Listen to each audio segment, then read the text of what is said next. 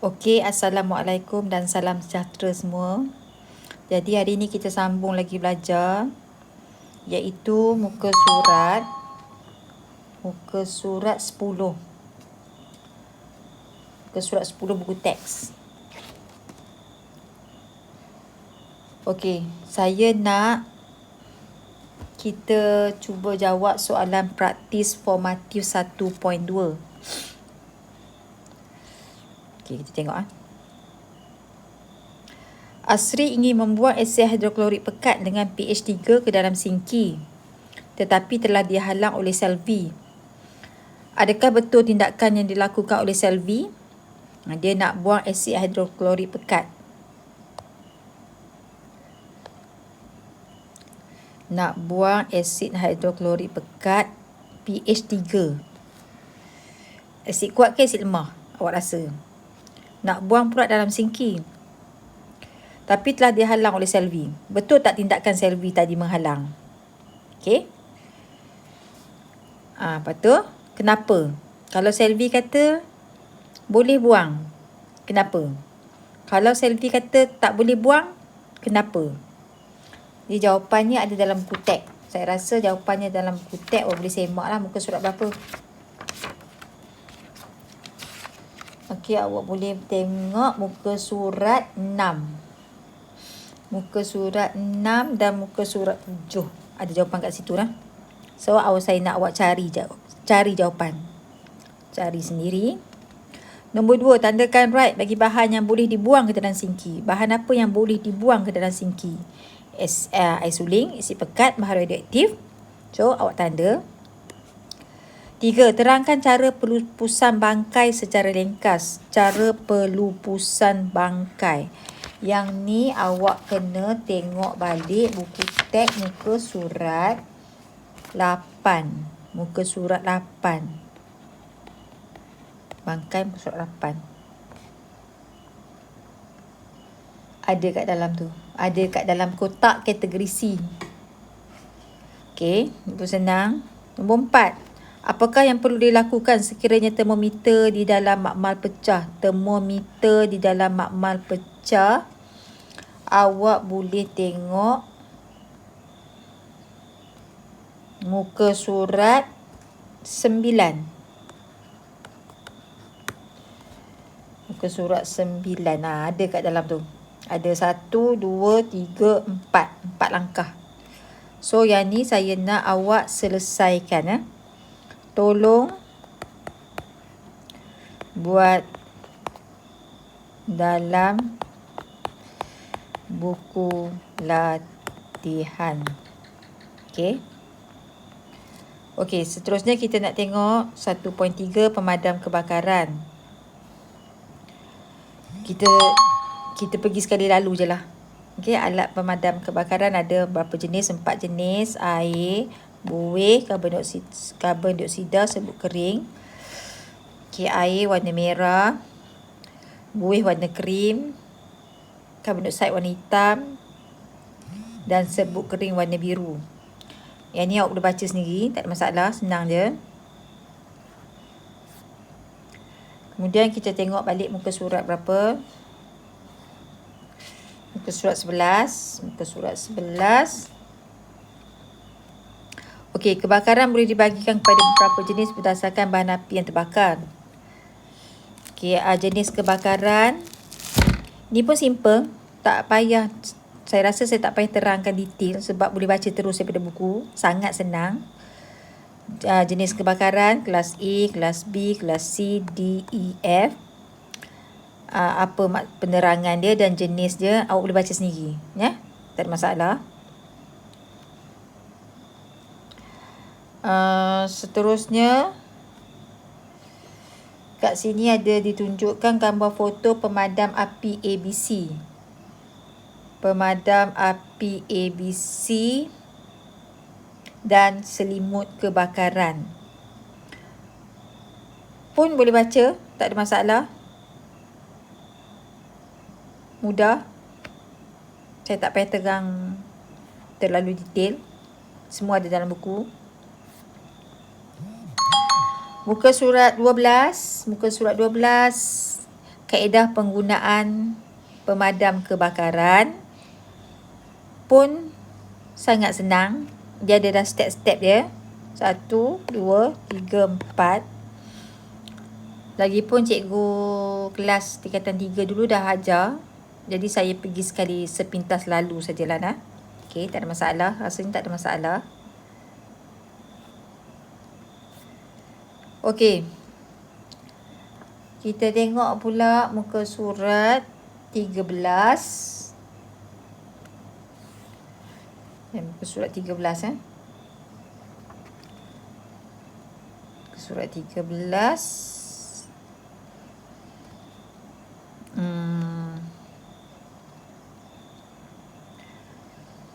Okey.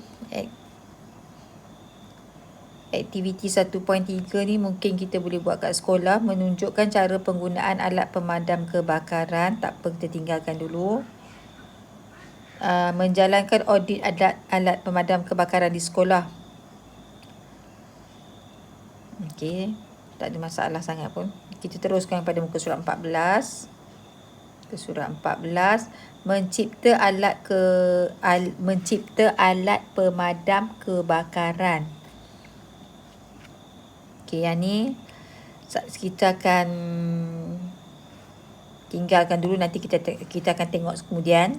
Okey, saya nak terus pada praktis formatif 1.3. Okey, soalan nombor 1. Nyatakan 4 jenis alat pemadam kebakaran. 4 jenis alat pemadam kebakaran. Jawapannya ada di muka surat 10. 4 jenis. 4 jenis. Ya. Okey, ni awak boleh jawab. Nombor 2. Apakah fungsi selimut kebakaran? Fungsi selimut kebakaran, muka surat 11. Muka surat 11. Dan bagaimanakah selimut kebakaran dapat menyelamatkan mangsa kebakaran kecil? Semua ada jawapan di muka surat 14. Okey. Nombor 3, susun langkah-langkah menggunakan alat pemadam kebakaran yang betul. Tu apa turutan yang betul? Yang ni awak boleh refer muka surat 12. Semua ada dalam buku teks muka surat 12. So, saya nak awak buat praktis formatif 1.3 juga. Sila buat dalam buku latihan. Okey. Okey, kita pergi kepada praktis sumatif 1. Nombor 1. Berikan 3 contoh peralatan perlindungan diri yang ada di makmal sekolah. Yang ni sangat senang. Awak boleh cari dalam buku teks. Mengapakah makmal sekolah merupakan kawasan larangan? Mengapakah makmal sekolah adalah kawasan larangan? Jadi kena tanya diri sendiri lah. Dalam makmal sekolah ada apa?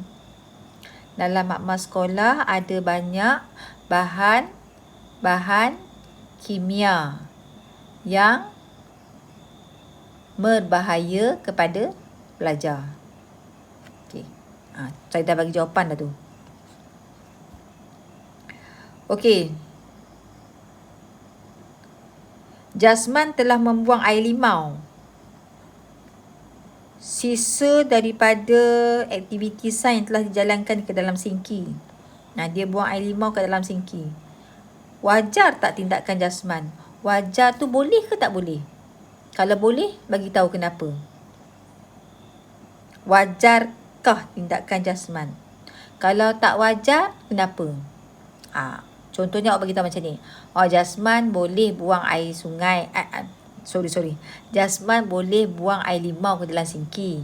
Sebab air limau tu pasal apa? Ataupun dia tak boleh buang air limau ke dalam sinki. Sebab apa? Saya nak awak jawab sendirilah. Senang sangat.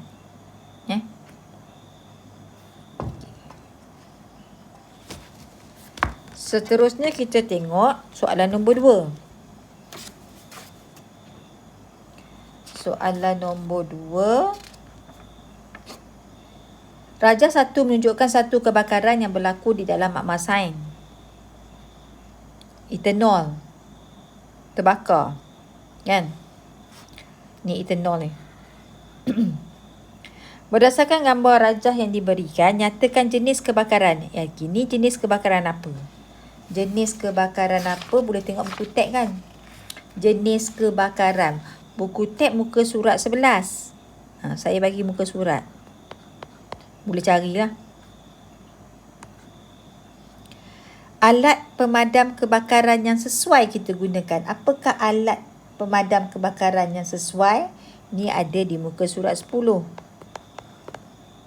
Okey, settle.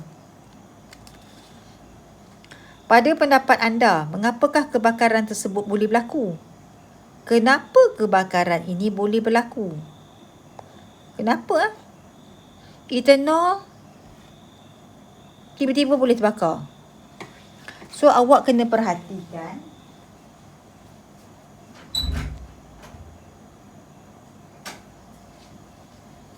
Awak kena perhatikan apa yang ada dekat sebelah dia ni. Ni apa dia? Ini apa? Ini apa?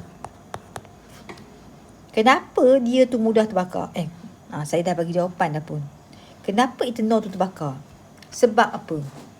Apa ada kat sebelah dia? Kan?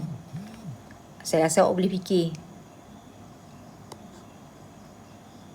Saya nak awak fikir pula. Okey, C. Az-Zahar berada di tempat kejadian ketika kebakaran tersebut berlaku. Nyatakan langkah-langkah yang Az-Zahar boleh ikut untuk memadamkan kebakaran tersebut.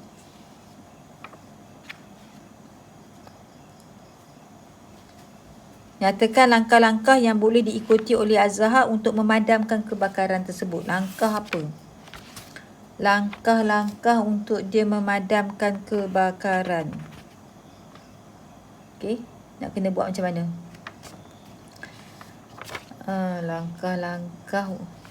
Sebagai langkah, okey, Az-Zahar berada di tempat kejadian ketika kebakaran tersebut. Nyatakan langkah-langkah yang boleh okey. Az-Zahar kena buat apa? Awak boleh tengok jawapan dalam buku teks muka surat muka surat 12. Muka surat 12. Langkah-langkah dia. Ada berapa langkah? Ada 1, 2, 3, 4.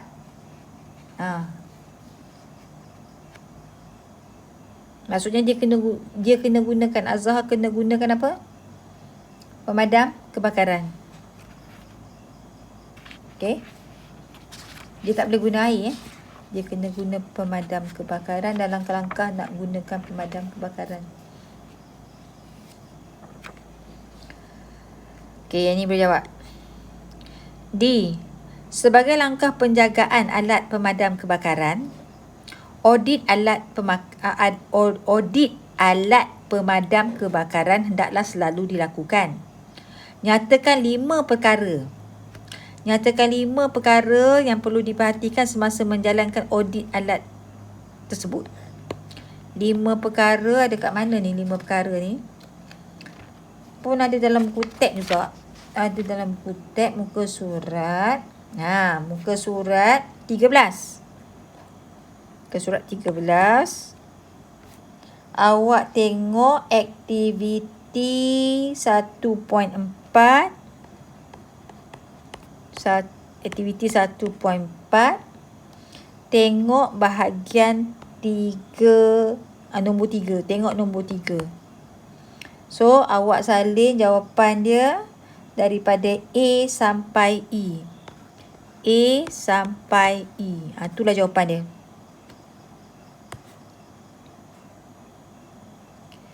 Okey? Yang tu. Senang. Jadi yang ni pun buat juga dalam buku latihan. Buat dalam buku latihan. Okey. Okey, kita tengok cabar minda. Kita tengok soalan cabar minda. Adakah kita boleh jawab soalan ni? Nombor 3. Apabila anda masuk ke dalam makmal, bila masuk ke dalam makmal, anda perlu memakai topeng muka setiap masa. Kenapa? Kenapa kena pakai face mask bila masuk ke dalam makmal? Face mask tu apa tujuannya? Face mask tu okey, ada di muka surat 4. Muka surat 4. Awak carilah di bahagian topeng muka. Okey, jawab.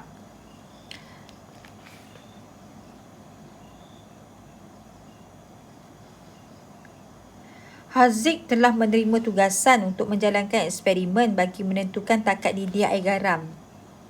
Nak menentukan takat didih air garam. Maksudnya dia kena main dengan benda panas kan. Terangkan cara Haziq boleh memastikan sebuah langkah keselamatan di dalam makmal dipatuhi semasa menjalankan eksperimen tersebut. Terangkan cara Haziq boleh memastikan. Macam mana Haziq tadi nak memastikan semua langkah keselamatan di dalam makmal dipatuhi? Dia kena buat apa? Haziq kena sentiasa memakai peralatan perlindungan diri. Contohnya seperti goggle, topeng muka, sarung tangan, baju makmal dan kasut bertutup. Okey? Itu dia jawapan dia saya rasa. Saya dah bagi jawapan pun. Okey, ni jawab. Nombor 5.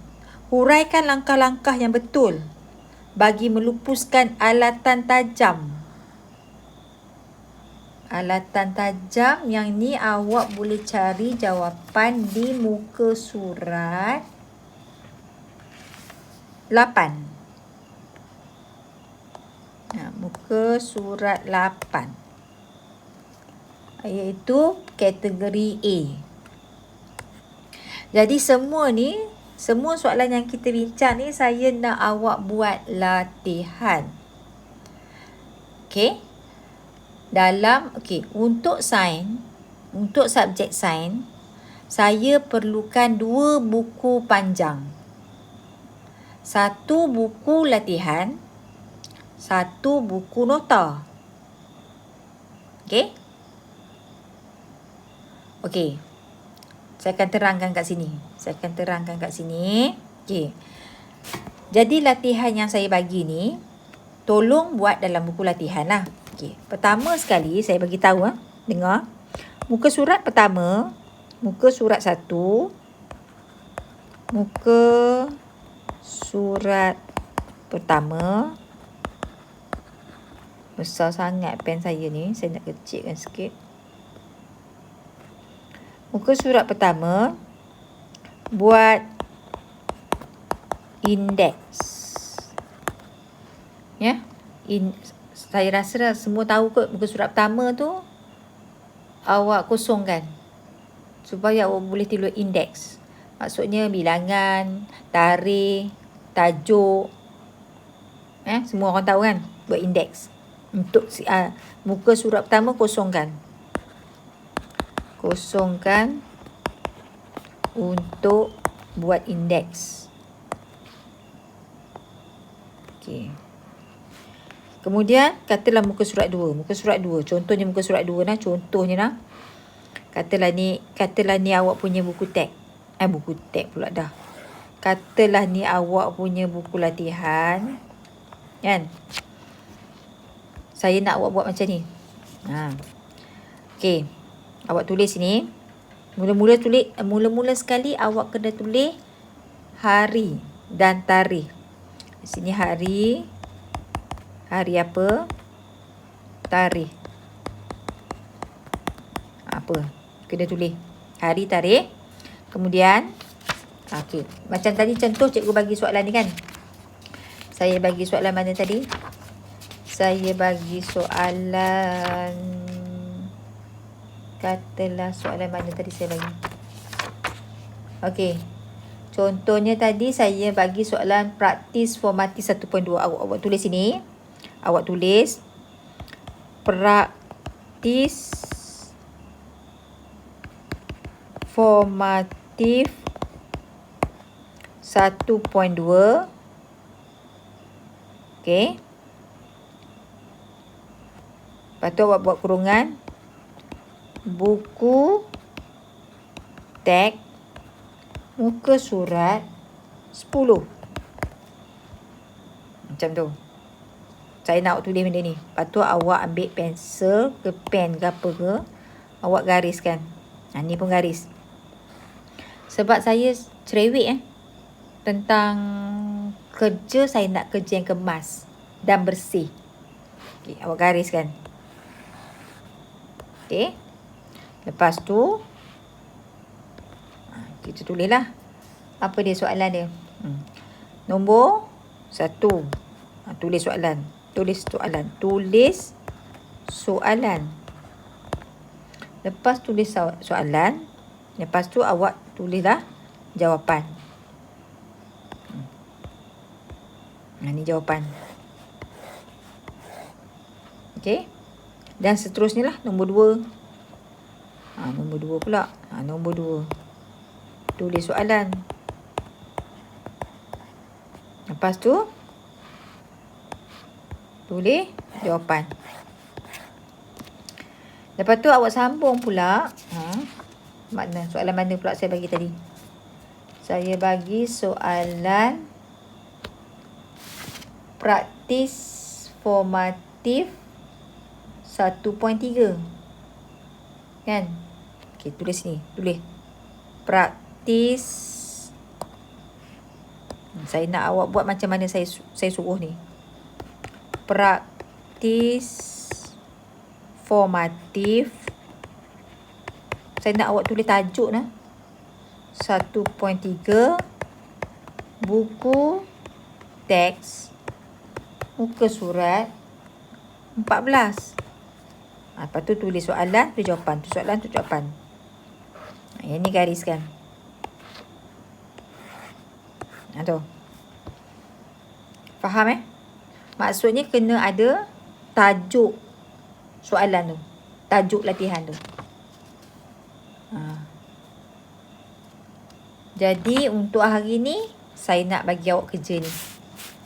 Tolong selesaikan sebelum pukul 4. Bila dah selesai nanti, awak listkan nama awak dalam grup. Okey? Sebelum tu awak hantar gambar pada cikgu. Send gambar hantar pada cikgu. Nanti bila naik sekolah, saya akan kutip untuk saya semak. Saya harap semua pelajar dapat bagi kerjasama. Sangat senang latihan ni. Dan mana-mana pelajar yang tak buat, saya akan pastikan by hook or by crook, naik sekolah nanti, saya nak tengok latihan ni dah siap. Okey? Sekian, terima kasih.